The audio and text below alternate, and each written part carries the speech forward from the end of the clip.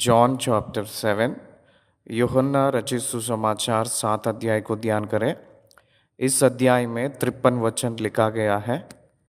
पहले आयत से, इन बातों के बाद यीशु गलील में फिरता रहा क्योंकि यहूदी उसे मार डालने का यत्न कर रहे थे, इसलिए वह यहूदिया में फिरना ना चाहता था।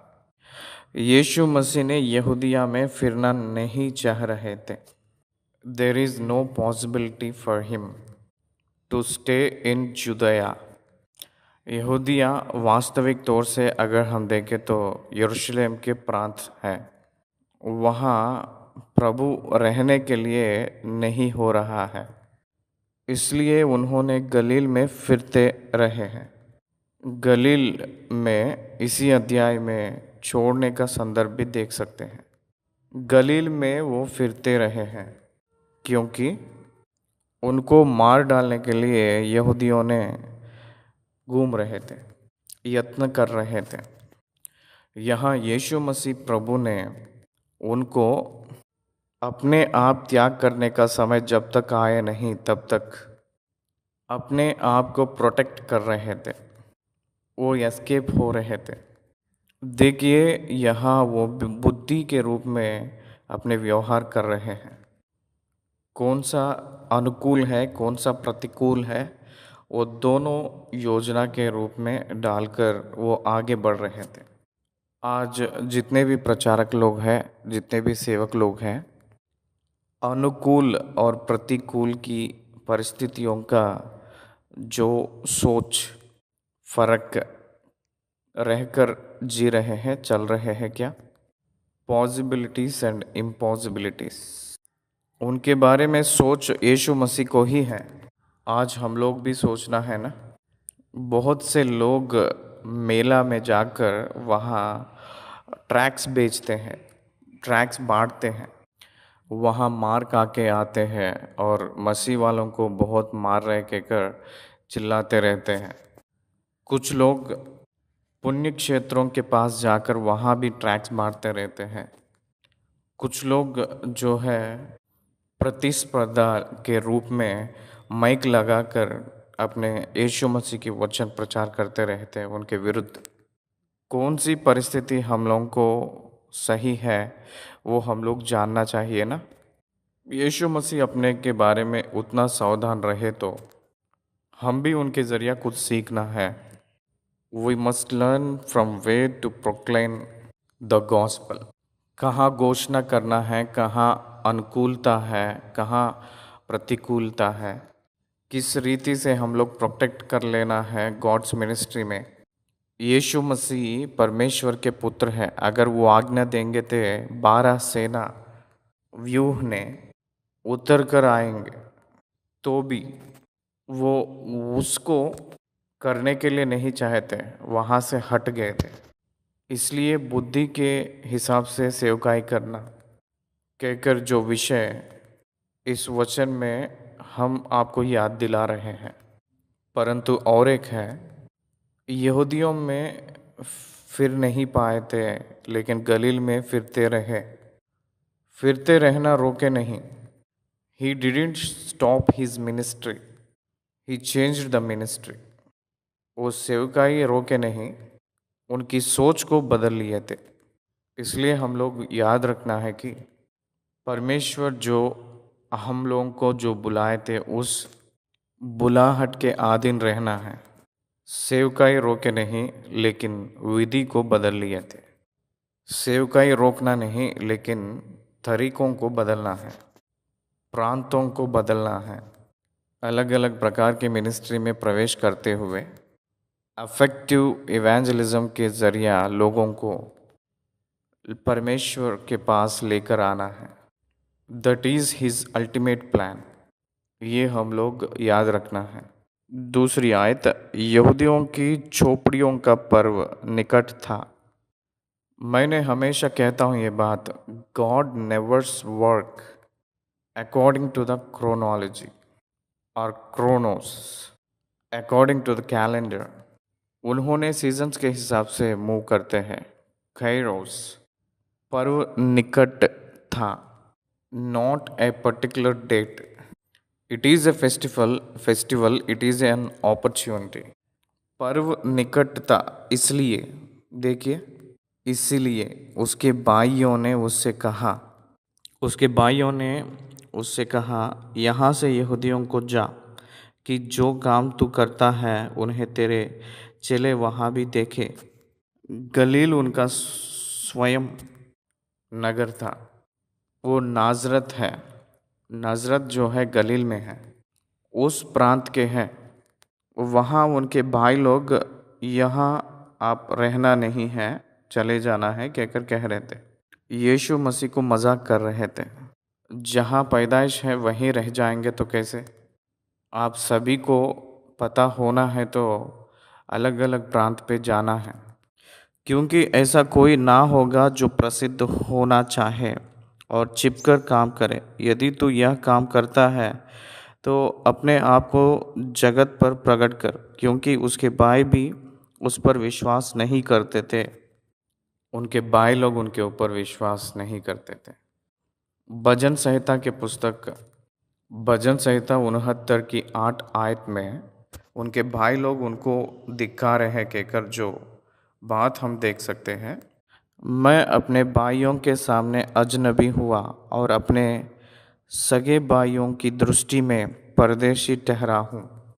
देखिए, प्रभु ने यीशु मसीह अपने पिता के यानी परमेश्वर की सेवकाई में बहुत मन लगाकर आगे बढ़ रहे तो उनकी माता के पुत्र यानी यीशु मसीह के भाई लोग कौन है? उनके भाई लोग, उनके माता के बच्चे धिक्कार रहे थे।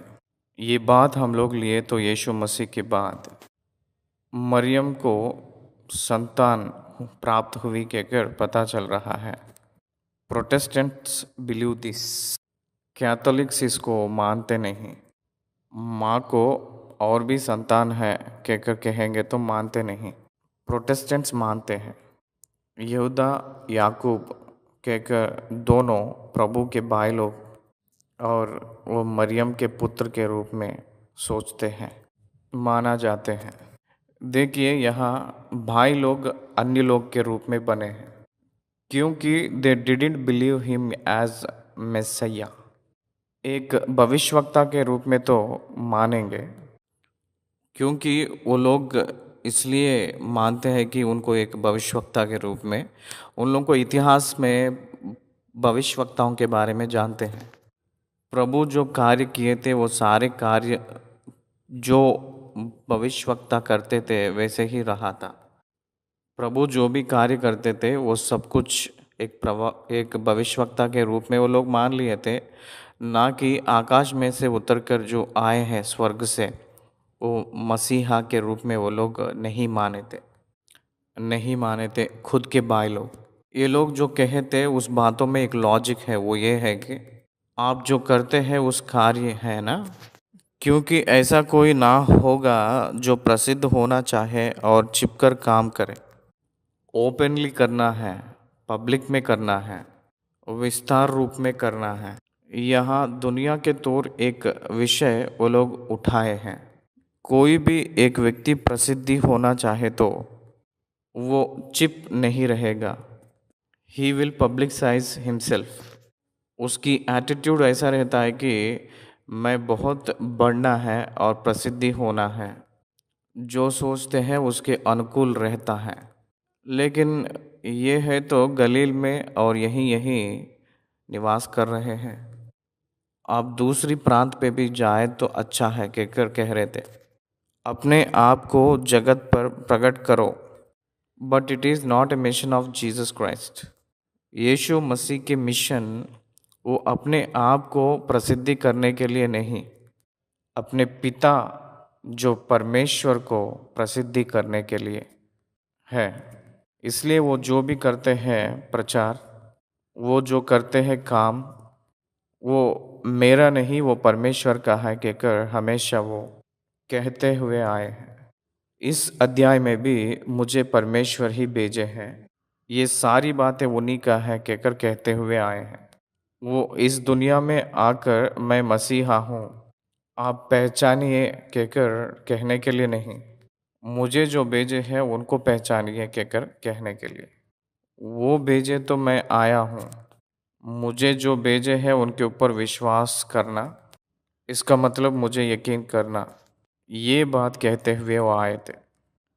उनको यकीन नहीं किए हैं, उनको जो भेजे हैं वो उनके ऊपर भी प्रतीत नहीं किए हैं। इस रीति से उनके भाई लोग धिक्कारे थे। 6वां वचन।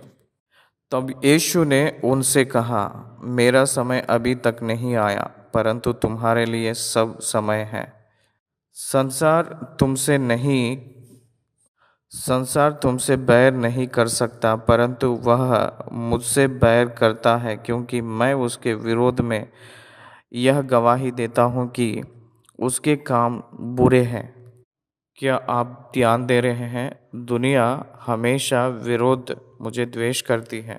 दुनिया को जो लोग डांटते हैं और उंगली दिखाते हैं, उनके कामों के बारे में जो कोई पूछेगा, तब वो लोग मुझे बैर रखेंगे। दुनिया का मतलब कौन है? मनुष्य है। दुनिया कब बैर करेंगे पता है आपको? उस व्यक्ति को जो काम करता है, उस काम को प्रश्न किए तो, उस व्यक्ति के गलत को बाहर रखे तब उस व्यक्तियों को बहुत क्रोध आएगा, तब बैर करेगी। हेरोदेस ने जो रखवाली रखा है हेरोदियास को, बपतिस्मा देने वाला यूहन्ना को बैर करके उनका सर चाहा था। कारण क्या है? सारी देश चुप रही थी, लेकिन बपतिस्मा देने वाला यूहन्ना खंडन किए थे उसकी व्यवहार को। इसलिए बपतिस्मा देने वाला यूहन्ना खंडन करने के कारण से उनका सर कट गया था। हेरोदियास ने अपने पुत्री से नाट्य करवाकर हेरोदेस से वचन को प्राप्त करके बपतिस्मा देने वाला सर मांग कर उनको मार डलवा दिए थे। वो लोग बैर किए थे। कारण क्या है वो लोग बैर करने के लिए? क्योंकि उन लोगों के बुरे कार्यों के बारे में आवाज़ उठाकर बात किया था बपतिस्मा देने वाला यूहन्ना ने। इसलिए इस दुनिया में कोई भी हो, दुनिया के बैर के बारे में बात किए तो, दुनिया के बुराई के बारे में बात किए तो उन लोग बैर करेंगे। Look at the political parties today. एक एक पार्टी वाले दूसरे पार्टी को बैर रखने के कारण क्या है? उन लोग बहुत से बुरे काम और जो कमियां करते हैं। इसलिए इस दुनिया में ये आम स्थिति है कहकर यीशु मसीह भी यही बात कह रहे थे। मेरे समय अभी परिपूर्ण नहीं हुआ। 8वीं आयत। तुम पर्व में जाओ, मैं अभी इस पर्व में नहीं जाता, क्योंकि अभी तक मेरा समय पूरा नहीं हुआ। यह उनसे ये बात कहकर गलील ही में रह गया।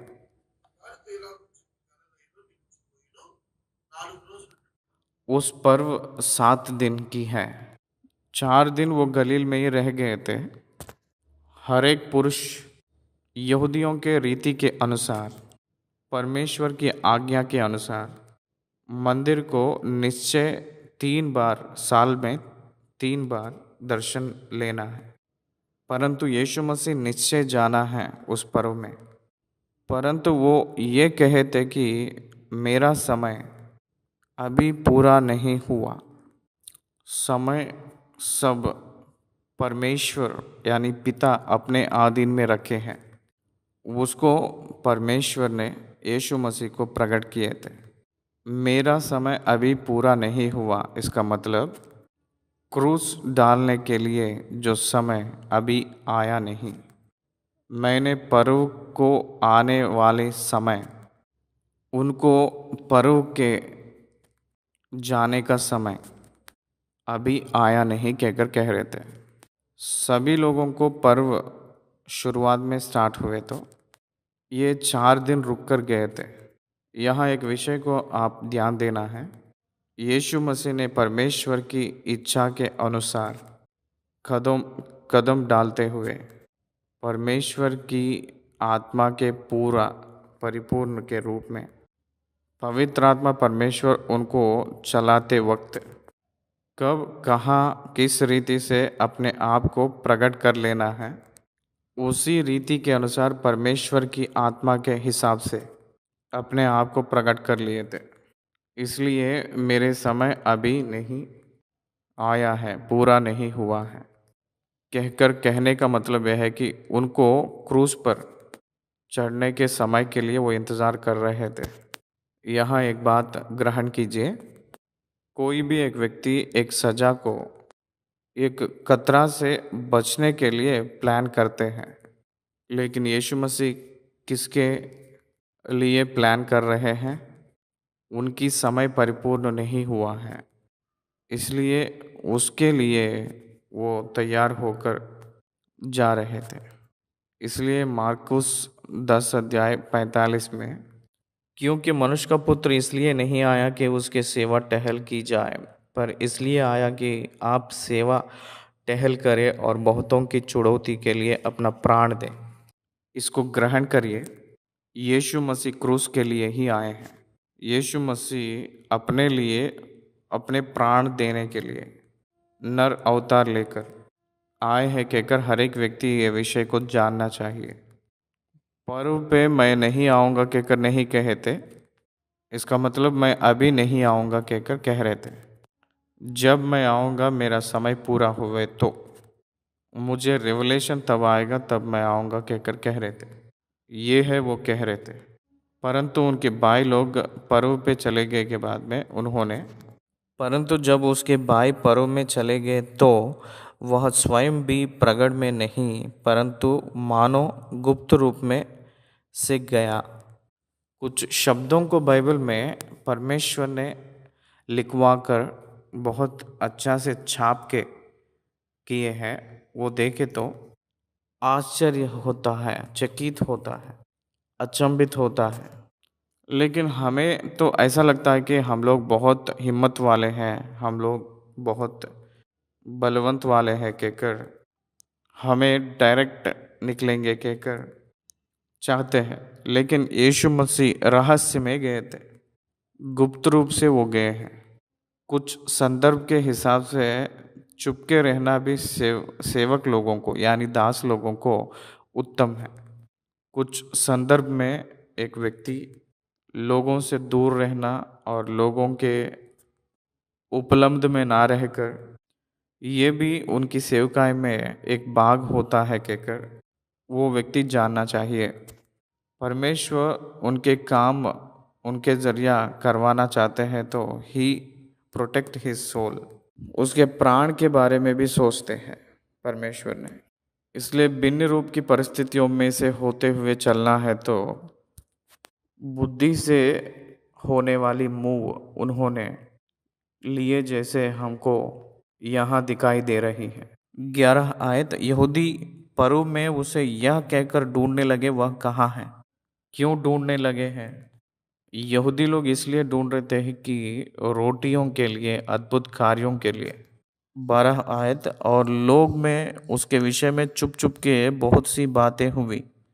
कुछ कहते थे कि वह भला मनुष्य है और कुछ कहते थे नहीं वह लोगों की बरमाता है।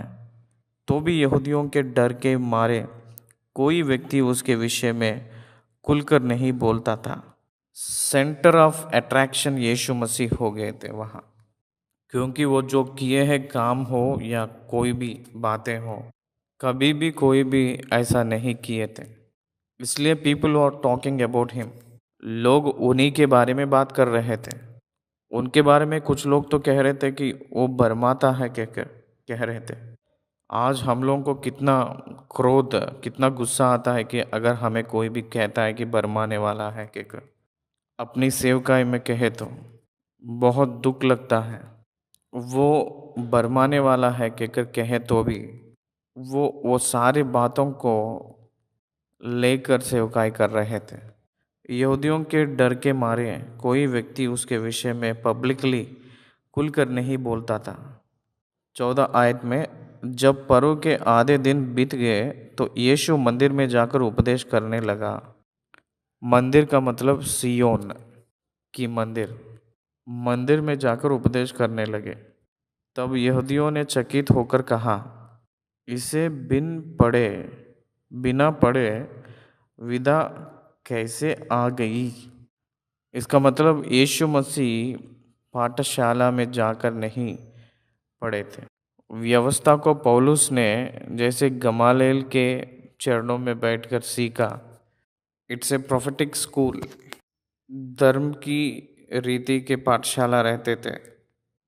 आज के ज़माने में वेद की पाठशाला यानी बाइबल कॉलेजेस, इस्लाम रिलीजियस में स्पेशल रिलीजियस कॉलेजेस, हिंदूस में पंडित लोग वेद मंत्र सीखने के लिए शास्त्रों को प्रचार करने वाले कॉलेजेस जैसे रहे हैं, वैसे रिलीजियस स्टडीज़ के लिए कॉलेजेस, उस किसी में भी यीशु मसीह नहीं गए थे। वही ज्ञान है, उसको ज्ञान कौन सिखा पाएगा?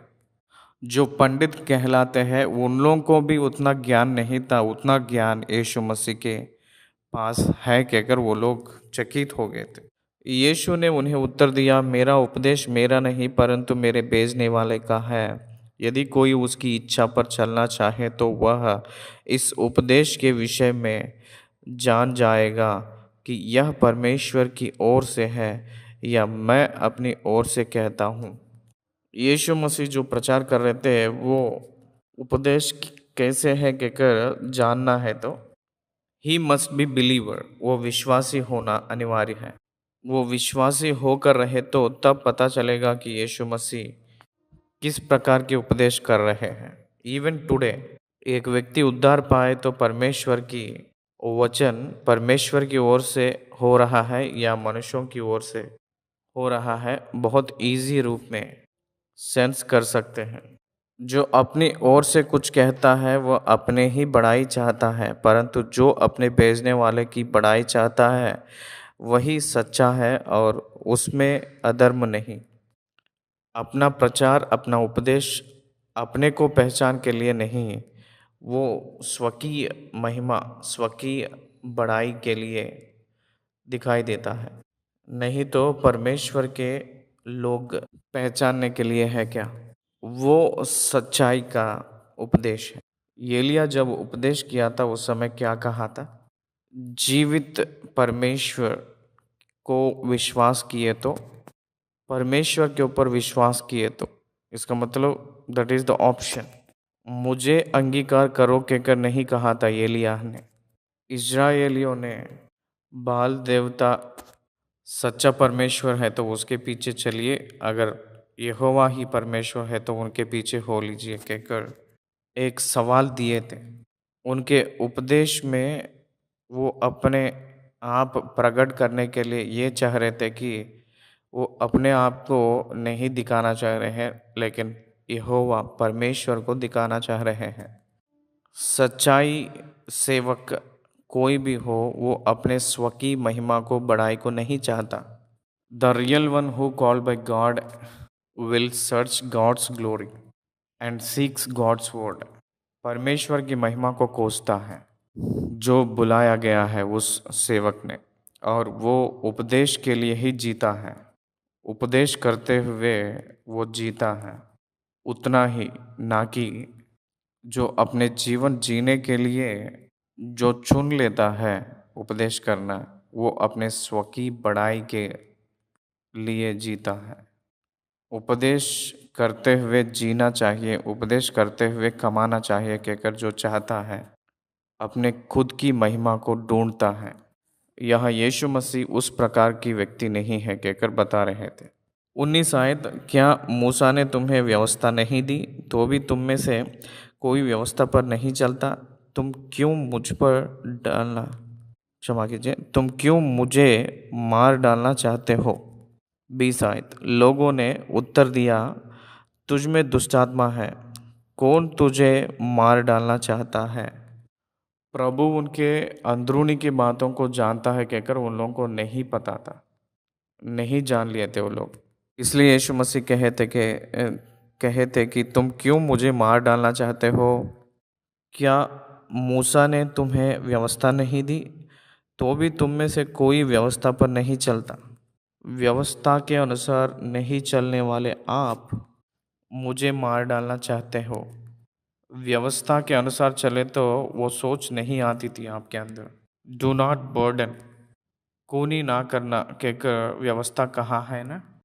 तो व्यवस्था जानते हैं कहकर उसको उपदेश करते हुए व्यवस्था में रहा हुआ जो आज्ञा नहीं मारना है कहकर जो आज्ञा है ना, लेकिन आप लोग क्यों उसको पालन नहीं करते हो?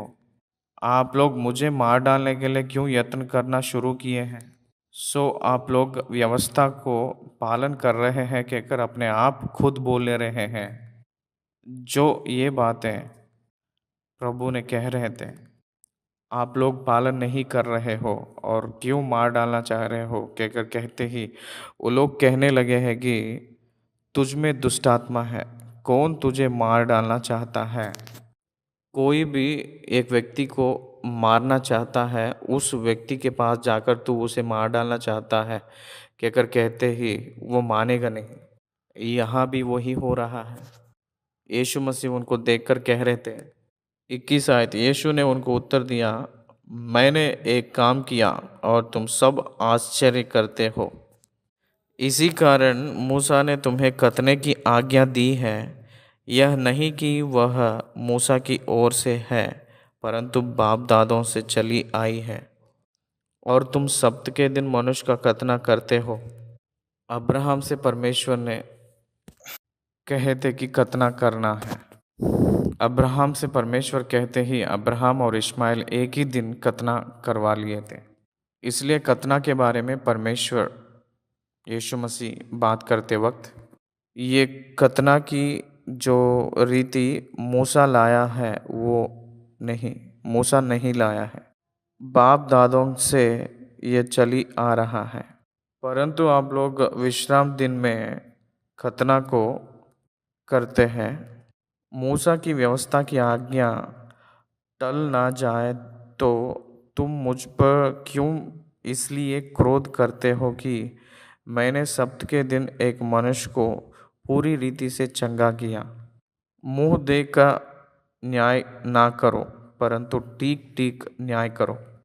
आप लोग जज कर रहे हैं। आप जब कर रहे थे सब्त के दिन खतना करते समय, उनकी व्यवस्था धिक्कार नहीं कहकर कह ले रहे हो, और मैंने विश्राम दिन के समय एक व्यक्ति को ठीक किए तो चंगा किए तो वो सब्त के दिन नहीं करना है कहकर कहते हो।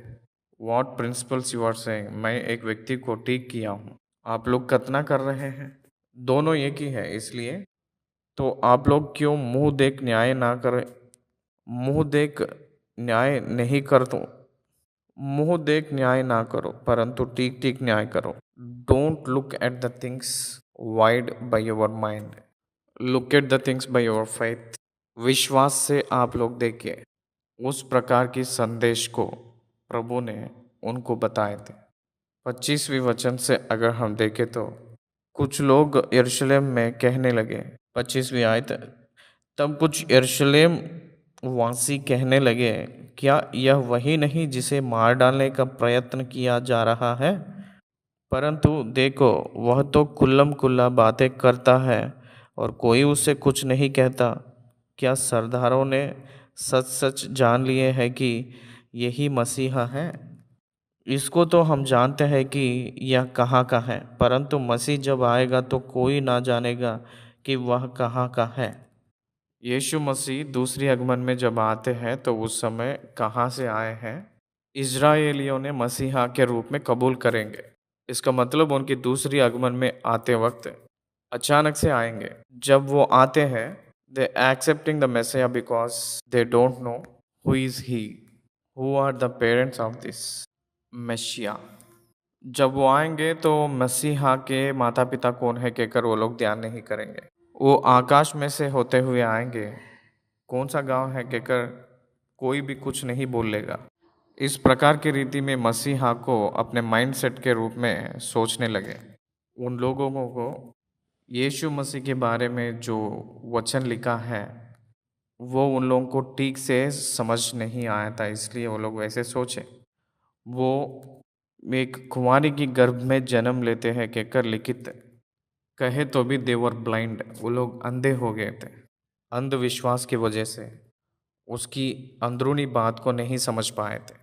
यहाँ यीशु मसीह प्रभु ने मंदिर में जाकर उपदेश करते समय इनको मार डालने के लिए प्रयत्न किए थे। वो लोग कहाँ हैं, इनको क्यों नहीं पकड़े हैं? इसको तो हम जानते हैं कि यह कहाँ का है, परंतु मसीह जब आएगा तो कोई ना जानेगा कि वह कहाँ का है। ये कहाँ के हैं हम लोगों को पता है, लेकिन मसीहा जब आएगा वो कहाँ से आएगा किसी को भी नहीं पता। इसीलिए ये मसीहा नहीं। देखिए, यीशु मसीह को मसीहा के रूप में अंगीकार करने के लिए बहुत बाधाएं उनके जीवन में आ रहा था। 28 आयत में तब यीशु ने मंदिर में उपदेश देते हुए पुकार के कहा, तुम मुझे जानते हो और यह भी जानते हो कि मैं कहाँ का हूँ। मैं तो आपसे नहीं आया, परंतु मेरा भेजने वाला सच्चा है, उसको तुम नहीं जानते। आप लोग मुझे जानते हैं, मैं कहाँ के हूँ जानते हैं। मैं तो अपने आप से नहीं आया, परंतु मेरे भेजने वाला सच्चा है, उसको तुम नहीं जानते। देखिए, आप लोग मुझे एक गलील निवासी के रूप में, एक नाजरत के रूप में पहचान रहे हैं, लेकिन मुझे जो भेजे है वो कौन है आपको नहीं पता। मेरा भेजने वाला सच्चा है, उसको तुम नहीं जानते। मैं उसे जानता हूँ क्योंकि मैं उसकी ओर से हूँ और उसी ने मुझे भेजा है। यीशु मसीह इस दुनिया में अपने आप नहीं आए थे, परमेश्वर उनको एक नर अवतार के रूप में इस दुनिया में भेजे हैं। ये उन लोग नहीं पहचान पाए थे। यीशु मसीह के गांव, यीशु मसीह के प्रांत वो लोग जान लिए हैं, लेकिन यीशु मसीह वास्तविक रूप में कहाँ हैं उन लोग नहीं ग्रहण कर पाए थे। तब ही नहीं, आज भी नहीं ग्रहण करते हैं। स्वर्गलोक में जो रहे हैं वो परमेश्वर भेजे हैं, कहकर आज भी नहीं जानते हैं। 30वीं वचन, इस पर उन्होंने उसे पकड़ना चाहा तो भी किसी ने उस पर हाथ ना डाला, क्योंकि उसका समय अब तक ना आया था। किसी ने उस पर हाथ ना डाला, उनके समय अभी आया नहीं, उनको पकड़ने का समय। इसलिए हरेक को एक समय है, हरेक को एक समय नियमित किए हैं, निर्णय किए थे उस समय में सब लोग, उस समय में ही वो होगा। यीशु मसीह को पकड़ने का भी एक समय है, उस समय में ही वो लोग पकड़ पाएंगे। वो समय नहीं आया था, इसलिए उनके ऊपर हाथ भी नहीं लगाए थे। इसको पहचानिए, वो उन्हीं के बीच में घूमते रहे तो भी उनको नहीं पकड़ पाए थे। इसलिए everything in the light of Jesus Christ, anoint to the time of God, plan of God, परमेश्वर की योजना के अनुसार, परमेश्वर की इच्छा के अनुसार ही हुआ है, ना कि यीशु मसीह के जीवन में ये जो घटनाएं और एक रीति से नहीं। उसी प्रकार हमारे जीवन में भी जो घटनाएं होते हैं परमेश्वर की योजना में उन्हीं की इच्छा के अनुसार होता है, कहकर हम लोग क्यों नहीं पहचान पा रहे हैं। Let us weight upon God, let us depend on God. परमेश्वर के ओर थाकेंगे, इंतज़ार करेंगे, परमेश्वर के ऊपर निर्भर होंगे। अपने जीवन में कौन सा काम, कब कब, कौन से स्थान में, किस व्यक्तियों के बीच में, किस रीति से हम लोग दिखना है, उनकी योजना है, वो अपने आप परमेश्वर प्रकट करेंगे। उसी प्रकार में हम लोग चलना है। वही मूसा ने उनके जंगली की मार्ग में यात्रा में फॉलो हुआ है। फिर भी भीड़ में से बहुत से लोग ने उस पर विश्वास किया और कहने लगे, मसीहा जब आएगा तो क्या इससे अधिक आश्चर्य कर्म दिखाएगा जिसने जो इसने दिखाए। देखिए, लोगों की माइंडसेट कितने अचंभ रीति में है। ये मसीहा नहीं है कहकर वही लोग कह रहे थे। अगर मसीहा आएंगे तो ये जितने आश्चर्य काम किए हैं इससे अधिक करेंगे क्या? इसका मतलब मसीहा से भी बढ़कर कोई नहीं है कहकर वो लोग जानते हैं। तो यही वो मसीहा कहकर क्यों नहीं मान रहे हैं? क्योंकि उन लोग अपने हृदय के कठिनाई के वजह से उनको नहीं जान पाए थे। 32वीं वचन, फरीसियों ने लोगों को उसके विषय में ये बातें चुपके चुपके करते सुना और प्रधान याजक और फरीसियों ने उसे पकड़ने को सिपाही भेजे। जब लोगों की ओर से जो यीशु मसीह के बारे में पॉजिटिव वर्ड्स आ रहा था, तब फरीसियों को और याजक लोगों को मन में बहुत बिंद डाली हो रहा था। नेचुरली एक ही प्रोफेशन में रहने वालों को कंपटीशन रहेगा, but Jesus did not feel it. यीशु मसीह अपने काम करते हुए आगे बढ़ रहे थे, ना कि प्रधान याजक लोगों को कभी भी कंपटीशन के रूप में नहीं थे।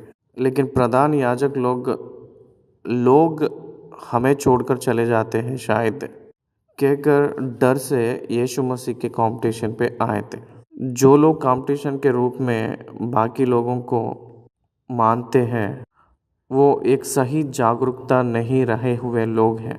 सच्चे विश्वासी है तो ये बात को ग्रहण करना है।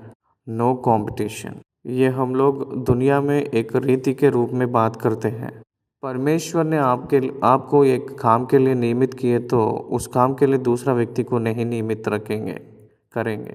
You don't need to compete with anybody for God given work.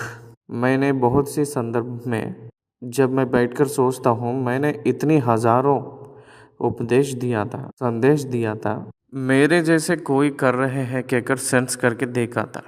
कुछ लोग वही संदेश को डिफरेंट टाइटल्स के रूप में, डिफरेंट संदेश के रूप में बहुत से रखते हुए आ रहे हैं। मैंने तो 21 सालों से जो मैं किया था वही रखते हुए आया हूँ। उस क्षण में परमेश्वर जो दिए हैं उसी सोच। Why are you searching for others episodes?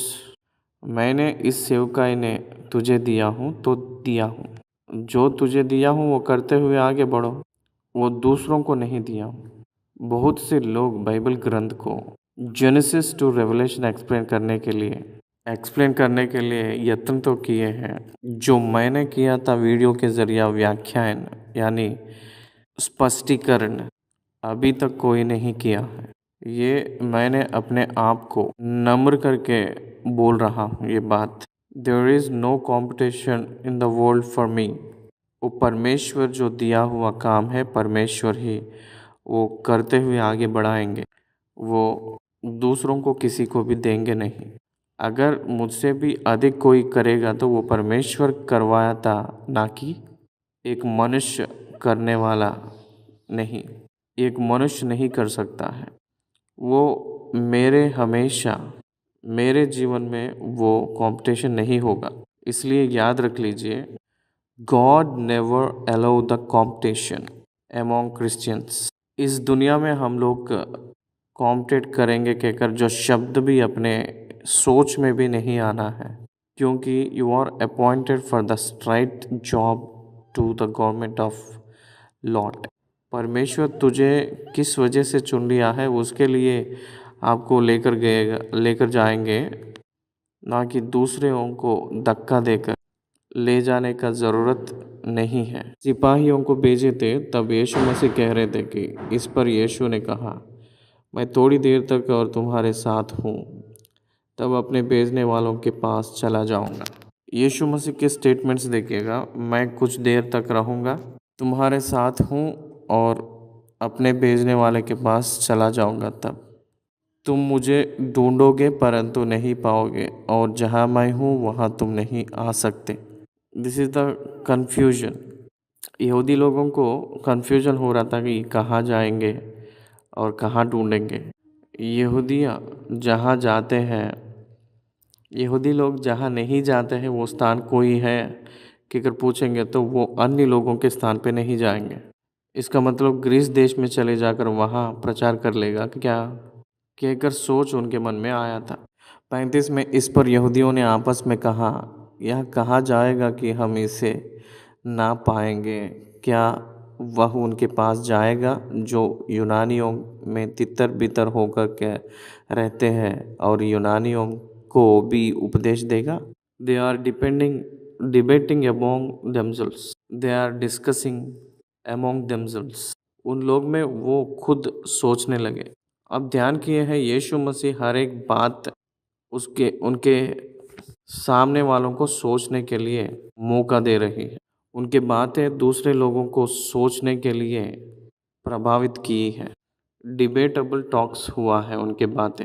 37 से लेकर 39 तक जो बातें यहाँ लिखा है ये पवित्र आत्मा के बरसाव के बारे में बात कर रहे थे। यूहन्ना रचित सुसमाचार 4 अध्याय में जो कहे थे ये बात यही है। पर्व के अंतिम दिन जो मुख्य दिन है, यीशु खड़ा हुआ और पुकार कर कहा, यदि कोई प्यासा हो तो मेरे पास आए और पिए। जो मुझ पर विश्वास करेगा, जैसा पवित्र शास्त्र में आया है, उसके हृदय में से जीवन के जल की नदियाँ बह निकलेगी। उसने यह वचन पवित्र आत्मा के विषय में कहा, जिसे उस पर विश्वास करने वाले पाने पर थे, क्योंकि आत्मा अब तक ना उतरा था, क्योंकि यीशु अब तक अपनी महिमा को ना पहुंचा था। पर्व के अंतिम दिन जो मुख्य दिन है, यीशु खड़ा हुआ और पुकार कर कहा, यदि कोई प्यासा हो तो मेरे पास आए और पिए। जो मुझ पर विश्वास करेगा, जैसा पवित्र शास्त्र में आया है, उसके हृदय में से जीवन के जल की नदियाँ बह निकलेगी। उसने यह वचन पवित्र आत्मा के विषय में कहा, जिसे उस पर विश्वास करने वाले पाने पर थे, क्योंकि आत्मा अब तक ना उतरा था, क्योंकि यीशु अब तक अपनी महिमा को ना पहुंचा था। इसलिए यीशु मसीह महिमा हुए के बाद में पवित्र आत्मा इस दुनिया में आएगा। 40वीं वचन। तब भीड़ में से किसी किसी ने ये बातें सुनकर कहा, सचमुच यही वह भविष्यवक्ता है। सचमुच यही वह भविष्यवक्ता है। देखिए, यूहन्ना रचित सुसमाचार 1 और 22 में, 1 अध्याय की 22 में, बपतिस्मा देने वाला यूहन्ना से उन लोग वहाँ जो है उन लोग पूछे थे। तब उन्होंने उससे पूछा, पिता तू है कौन? तब उन्होंने उससे पूछा, फिर तू है कौन, ताकि हम अपने भेजने वालों को उत्तर दें, तू अपने विषय में क्या कहता है? 21 में लिखा है, तब उन्होंने उससे पूछा, तो फिर कौन है? क्या तू एलिया है? उसने कहा, मैं नहीं हूँ। तो क्या तू वह भविष्यवक्ता है? वह भविष्यवक्ता कहकर जो बात को लेकर मोहम्मद के भाई लोग कहते हैं कि प्रोफेट मोहम्मद के बारे में यहाँ कहा गया है, कहकर कहते हैं, मूसा ने मेरे जैसे भविष्यवक्ता आपके भाई लोगों में से कहकर कहते हुए परमेश्वर ने भेजेगा कहकर, और आप लोग उनके बात मानना है कहकर कहे थे। उसी को पतरस ने प्रेरितों के ग्रंथ में उनकी उपदेश में वो भी यही बातें कहे थे। प्रेरितों के काम 3 अध्याय उसकी 22 वचन में 22 आयत, जैसे कि मूसा ने कहा, प्रभु परमेश्वर तुम्हारे भाइयों में से तुम्हारे लिए मुझसा एक भविष्यवक्ता उठाएगा, जो कुछ वह तुमसे कहे उसकी मानना, उसकी सुनना। मूसा जो कहे थे कहकर पतरस ने कह रहे थे, उस भविष्यवक्ता, वह भविष्यवक्ता का मतलब मूसा जो कहा है वह भविष्यवक्ता। तो इसलिए यहाँ भी लोगों ने सचमुच यही वह भविष्यवक्ता कहकर कह रहे थे। मूसा भी भविष्यवक्ता के बारे में ही कहे थे, इसलिए यहाँ के लोग भी भविष्यवक्ता के रूप में ही उनको मान रहे थे। दूसरे ने कहा यह मसीह है, परंतु कुछ ने कहा, क्यों, क्या मसीहा गलील से आएगा? क्या पवित्र शास्त्र में यह नहीं आया कि मसीहा दाऊद के वंश में से और बेतलहेम गांव से आएगा, जहां दाऊद रहता था? अतः उसके कारण लोगों में फूट पड़ी। उसने से कुछ उसे पकड़ना चाहते थे, परंतु किसी ने उस पर हाथ ना डाला। मसीहा बेतलहेम में से ही आएगा, तो यीशु मसीह बेतलहेम वासी ही तो है। वो समाचार उन लोगों को नहीं है। 33 साल हो चुका है उन लोगों को, उनके निवास स्थान नजरत गलील में है। क्या नजरत से कोई भला आता है? नतानिएल भी यूहन्ना की पहली अध्याय में पूछा गया जैसा दिखाई देती है। इसलिए यीशु मसीह प्रभु ने मसीहा के रूप में वो आए तो बेतलहेम से आएगा ना, तो गलील की ओर से क्यों आए हैं कहकर उन लोग फूट पड़े थे। ये पूरा यरूशलेम में हो रहा है, क्योंकि यीशु मसीह पर्व में आए थे, तो इसलिए पर्व में ये पूरा डिस्कशन हो रहा था। ये गलील के है कहकर नाम आया है ना, नाजरत वाले का मतलब है गलील का वासी है कहकर। तो गलील की ओर से मसीहा आएगा क्या? कोई भी भविष्यवक्ता गलील की ओर से आना नहीं है ना। गलील की ओर से एक वादा देते हैं ना, अगर आना है तो ये कैसे आएंगे कहकर सोच रहे थे। वही यीशु मसीह के बारे में जबूलून कहकर प्रांत में से एक रोशनी को देखेंगे कहकर जो लिखित है उसको भूल गए थे। उन लोग लिखितों को परिपूर्ण रूप में नहीं ग्रहण कर पाए थे, हाफ नॉलेज से बात कर रहे थे। आज दुनिया दो भाग हो गया है, उनको यकीन करने वाले, उनको यकीन नहीं करने वाले। उस समय भी वही हुआ था। 45 आयत तब को ही उन लोग सिपाहियों को भेजे थे ना, फरसी लोग, प्रधान याजक लोग, लेकिन उन लोग नहीं पकड़ पाए थे क्योंकि उनका समय नहीं आया था। पर्व में कोई भी उनको नहीं पकड़ पाए थे, अपॉइंटेड पुलिस लोग भी, appointed department people as per religious section, जो धर्म प्रकार की पुलिस लोग अरेस्ट करके लेकर आना था, लेकिन वो लोग आए नहीं। तब सिपाही प्रधान याजकों और फरसियों के पास लौट आए। उन्होंने उनसे कहा, तुम उसे क्यों नहीं लाए? सिपाहियों ने उत्तर दिया, किसी मनुष्य ने कभी ऐसी बातें नहीं की। फरीसियों ने उनको उत्तर दिया, क्या तुम भी भरमाए गए हो? इसका मतलब उनकी बातों से उत्तर देने के सामर्थ्य इस सिपाहियों के अंदर नहीं था। क्या सरदारों या फरीसियों में से किसी ने भी उस पर विश्वास किया है? परंतु ये लोग जो व्यवस्था नहीं जानते शापित है। इसलिए व्यवस्था शापित हो गया है। व्यवस्था शापित इसलिए हुआ है कि यीशु मसीह को यकीन करने जा रहे हैं। सब लोग शापित हो जा रहे हैं कहकर उन लोग दुखित हो रहे थे, रिलीजियस पीपल। निकोदेमुस ने जो पहले उसके पास आया था और उनमें से एक था, उनसे कहा, क्या हमारी व्यवस्था किसी व्यक्ति को जब तक पहले उसकी सुनकर जान ना ले कि वह क्या करता है दोषी ठहराती है? एक व्यक्ति को न्याय करना है तो he must be question first, पहले प्रश्न पूछना है और उसका उत्तर क्या है जानना है। उसके बाद वो क्या किया है जानना है। पहले उसके विवरण जानना चाहिए, उसको परस्यूट करना है, स्क्रूटनाइज करना है, उसके ऊपर डिस्कस करना है और बात करना है, तब निर्णय पे आना है। उतना ही किसी को भी कुछ ना समझकर जानकर हम लोग न्याय कर सकते हैं क्या? उन्होंने उससे उत्तर दिया, क्या तू भी गलील का है?